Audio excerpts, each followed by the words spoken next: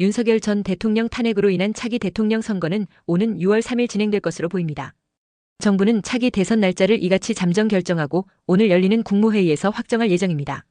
대통령 선거일을 국무회의로 정할 의무는 없지만 중요한 안건인데다 공휴일 지정 절차도 필요해 국무회의를 거치기로 한 것으로 전해집니다. 6월 3일은 대통령 탄핵 확정 후 60일 이내에 선거를 치른다고 규정한 헌법과 공직선거법에 따른 가장 늦은 날짜입니다. 이재명 민주당 대표가 증인으로 소환된 대장동 민간업자 재판에 5번 연속으로 불출석했습니다. 법원은 현실적으로 이 대표를 부르기 어렵다며 이 대표 증인 신문은 진행하지 않기로 했는데 검찰은 반발했습니다. 앞서 법원은 지난달 이 대표가 정당한 사유 없이 재판에 나오지 않았다며 과태료를 부과하기도 했는데 이번에도 나오지 않자 이 대표를 더 이상 부르지 않기로 했습니다.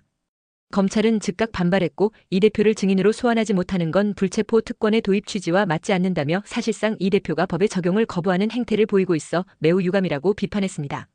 이런 가운데 이 대표는 항소심에서 무죄를 선고받은 공직선거법 위반 사건의 소송 서류도 일주일째 받지 않고 있는 것으로 파악됐습니다.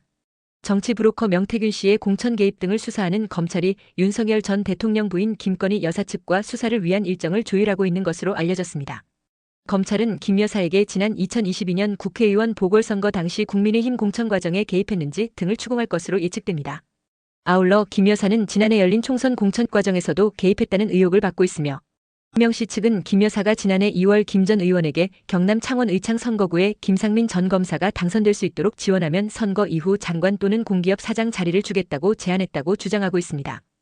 검찰은 김 여사를 조사한 뒤 불소추 특권이 사라진 윤 전 대통령에 대한 조사도 진행할 것으로 전망됩니다.